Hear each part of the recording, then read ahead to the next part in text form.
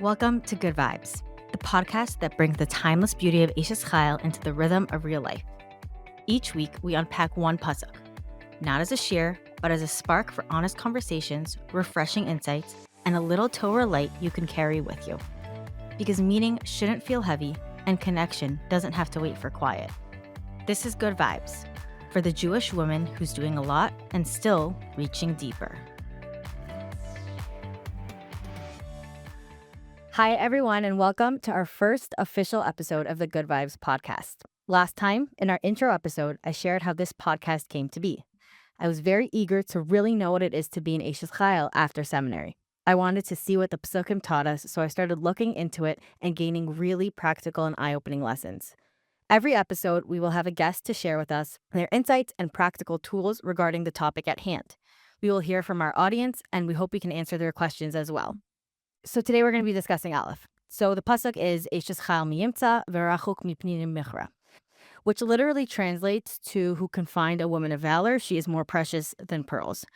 We know this pasuk. We even might call this pasuk famous. It's something that we say every week on Friday night on Shabbos.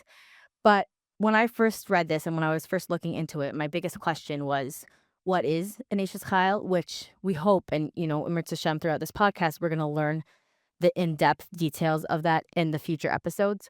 But what is the overarching definition of an Eishes Chayil? What is this Chayil that we're striving to be? So today we have Mrs. Schoomaker.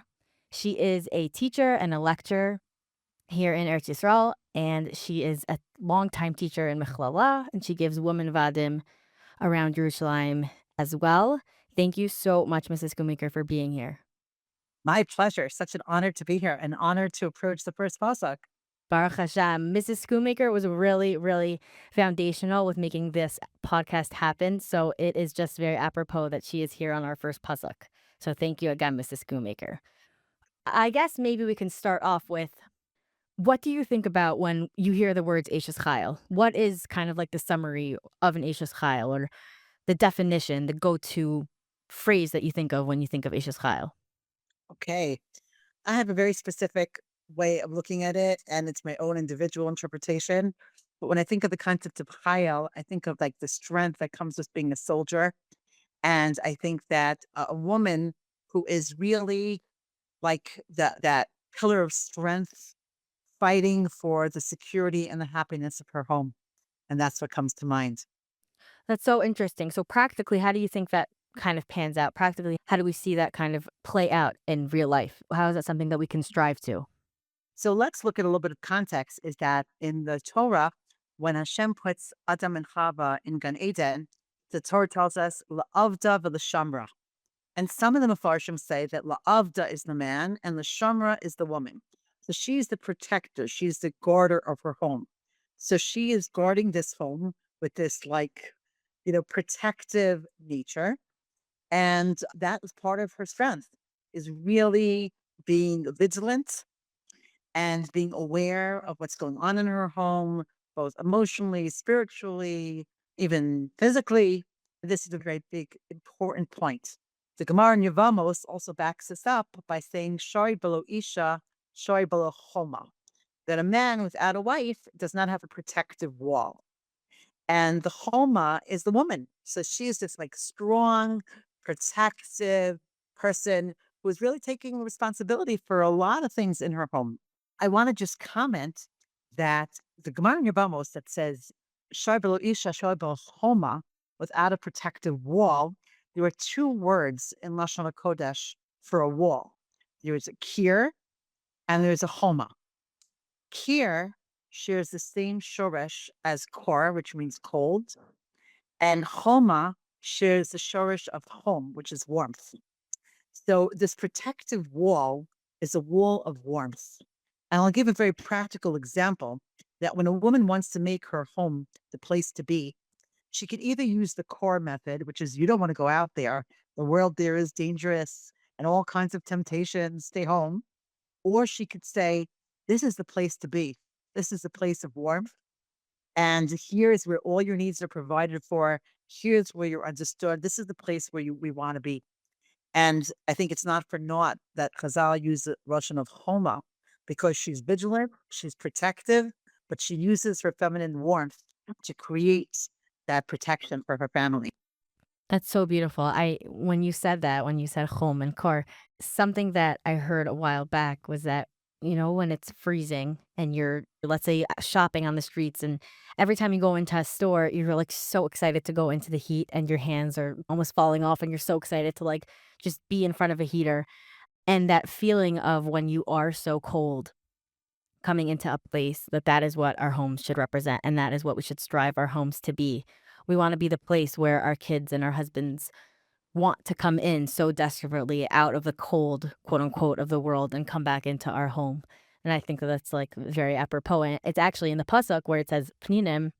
It's so interesting that the pasuk chooses that specific comparison to a pearl. Like, I think almost all of us would agree rather diamonds than pearls, at least today. Mhm. So, why does the pasuk compare to a pearl? So, I learned that the way that the pearl is actually made is that it's shut in a clam all the way down deep in the bottom of the ocean, and that the clam's job, what happens is that the clam has to make sure that no deterrent, nothing comes inside.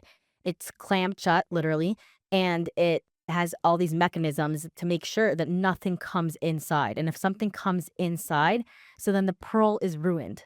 And the clam's job is to keep closed so that we can make sure that this pearl is able to develop and actually be like the most beautiful pearl. And that is exactly what our role is. That is exactly what our job is. And again, in Ritz Hashem, we're going to define more of that as the psukim go on, as the episodes go on. But our overarching role, I guess, like a summary that I think of is be this pearl, be this clam to create this pearl of creating a choma, creating a boundary, being strong like a chayil to make sure that nothing comes in and be able to produce this pearl of yourself, of your home, of your family, of Klal Yisrael, that you're part in Klal Yisrael. And so interesting, Mrs. Schoomaker, that you mentioned both a chayil and a choma because it both of those to me reflect strength, and both of those reflect having to.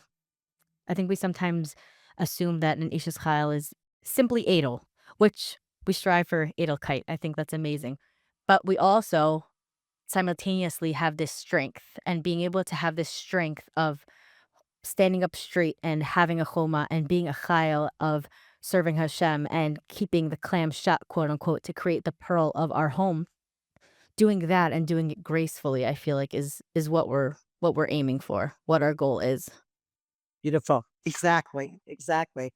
So, what would you say to a girl who might feel like this is so not up her alley? Maybe she just got engaged and she feels like this is going to come so not naturally to her. What advice do you have, or how would you recommend her to approach this? So I'm going to say that part of what happens, let's say for the girl who gets engaged who's getting married, is that part of the Homa and part of the Eishes Chayil is moving from one-way thinking to three-way thinking. One-way thinking is what's good for me. And when the person transitions into marriage, that transitions into three-way thinking, which is what's good for me, what's good for him, and what's good for the marriage. Now, the marriage doesn't have a voice of its own. Somebody has to advocate for the marriage and speak up for the marriage. And here, part of being that strong Ishes Chayil is that we really can think about things in a much wider way than just what's good for me. I'll give an example. There's a concept called a marital collusion.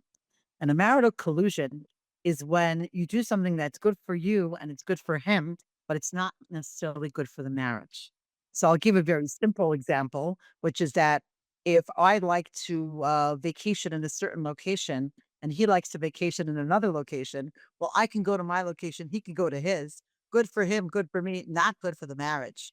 And there are many, many marital collusions, which is why we turn from one-way thinking to three-way thinking, not two-way thinking.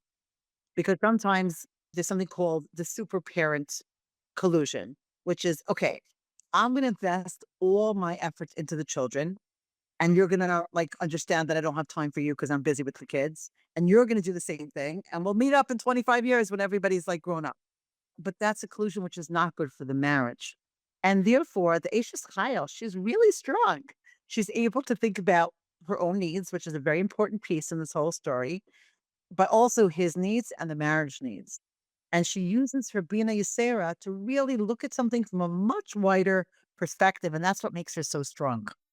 That's so interesting. I think that often, I like that you brought in this idea of that the marriage needs a spokesperson, because I think that often we think, okay, yeah, I need to think about my needs, I need to think about his needs, and Mirk Hashem, down the line, I need to think about the children's needs. But like you said, if we just think about our needs, just think about his needs, and even just think about the children's needs, if we don't put our marriage in the forefront, then we're not setting ourselves up for success. Like you said, putting our marriage's voice, having a spokesperson for the marriage itself is so crucial for the development of the marriage, for the marriage to start off in one place when you got married, and every year, every 5 years, every day is a progress, but to eventually be able to look back and say, my marriage is at a place where I wanted, I was able to be the Eishes Chayil that I was striving to be.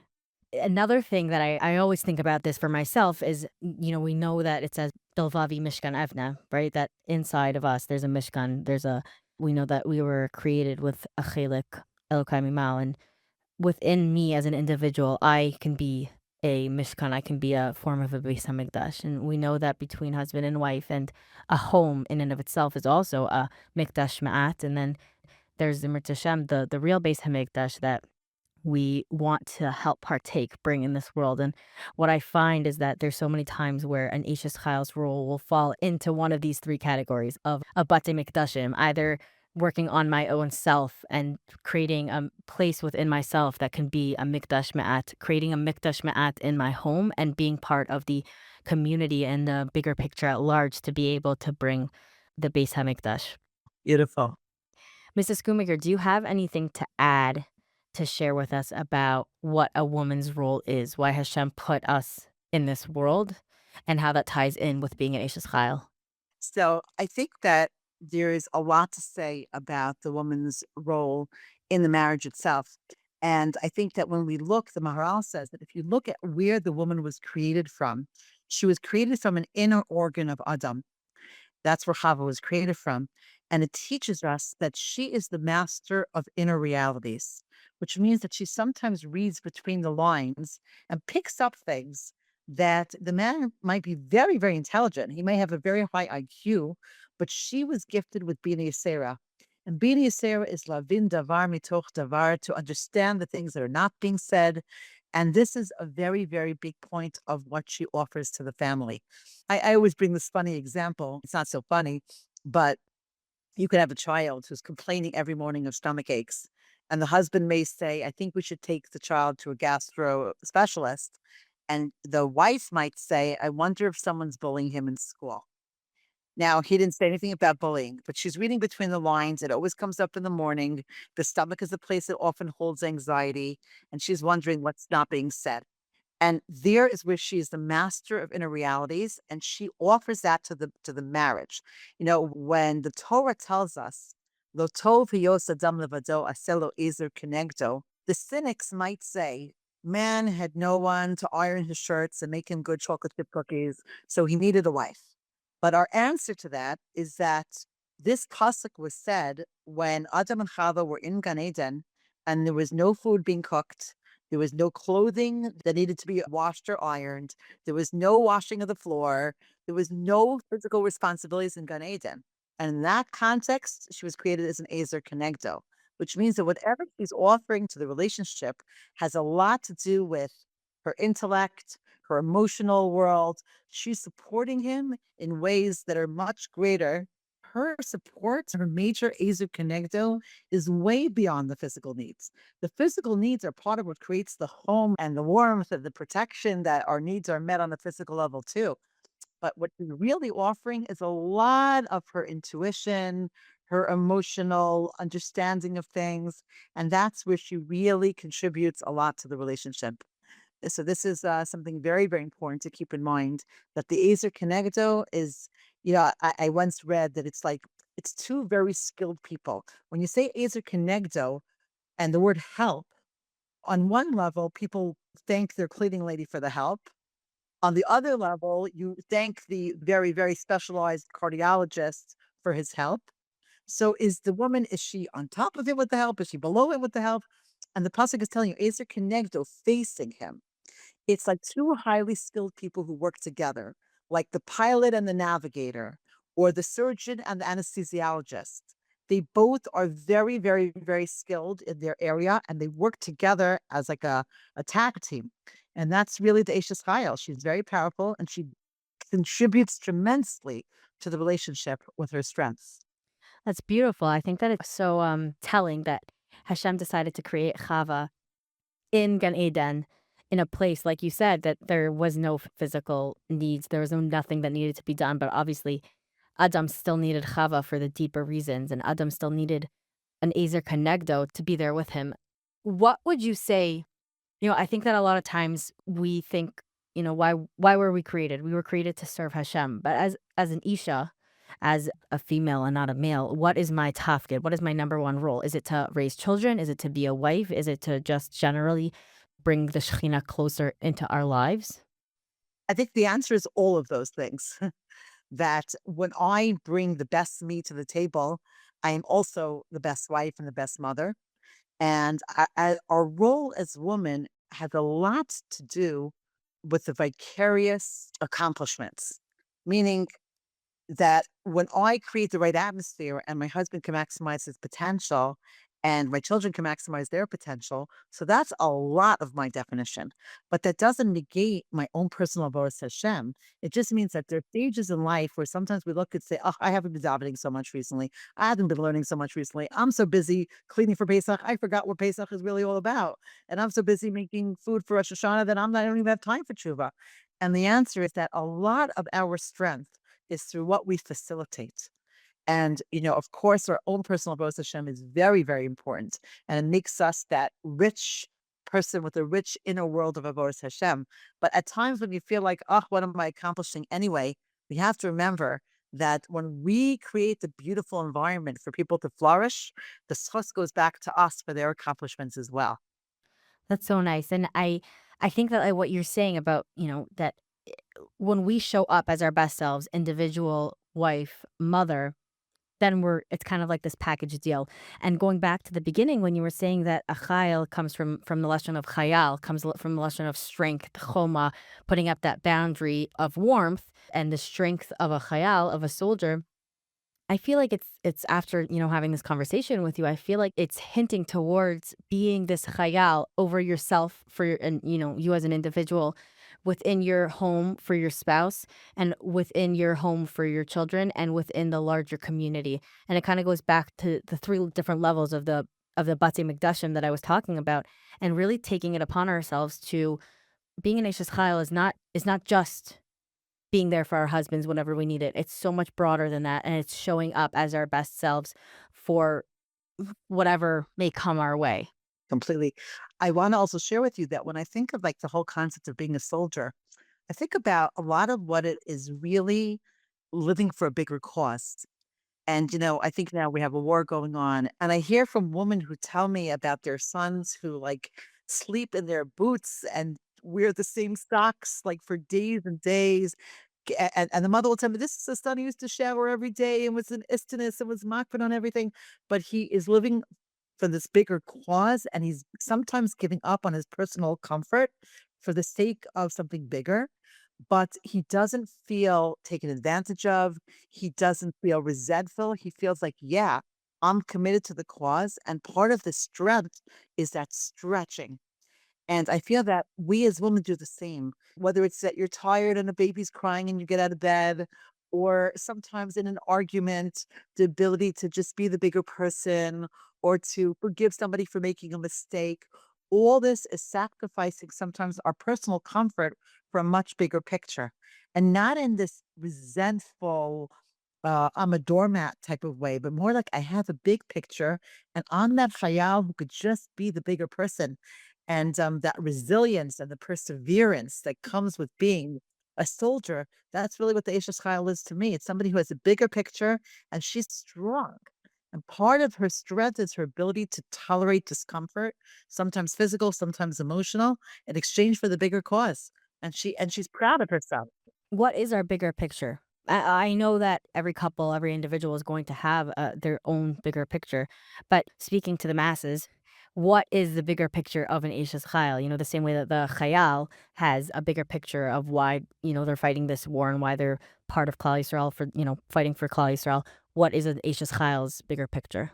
So there's a Gemara in Sanhedrin where from, we learn this actually from the negative. It's actually a sad Chazal. And Chazal say, Amar Rav Alexander, Kol ish shemeta ishto biyamav, olam chashach ba'ado. Person who loses his wife during his lifetime, the world got dark for him. And then it goes on to say, Psiotav mitkatzrot, which means that his steps get smaller. Va'atzaton yiv'ara, and his good Eitzah kind of is destroyed. So we learn from this Chazal, from the negative, what he lost, we learned what the wife actually did provide. Ado, the world got dark for him. We learn from here that the Eishes Chayil provides light for her home. And I once heard a very beautiful interpretation from the Sefer Al Racha that says like this: what does it mean, Olam Chashach Bado? He goes out to the outside world after he sits Shiva, and the sun is shining. It's not a dark world.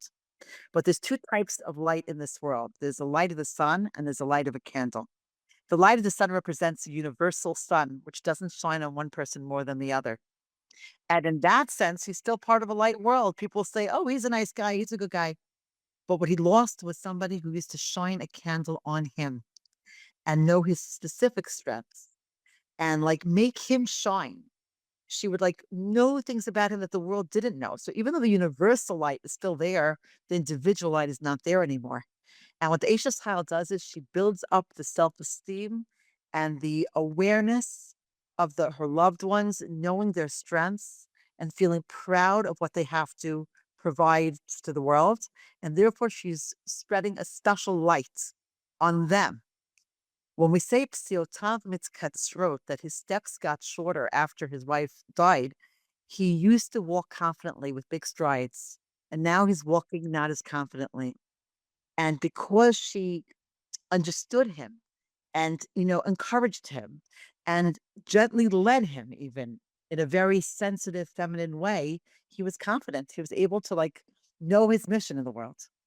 And Atzaton Ivara, the Gemara says, he used to get such good advice from her.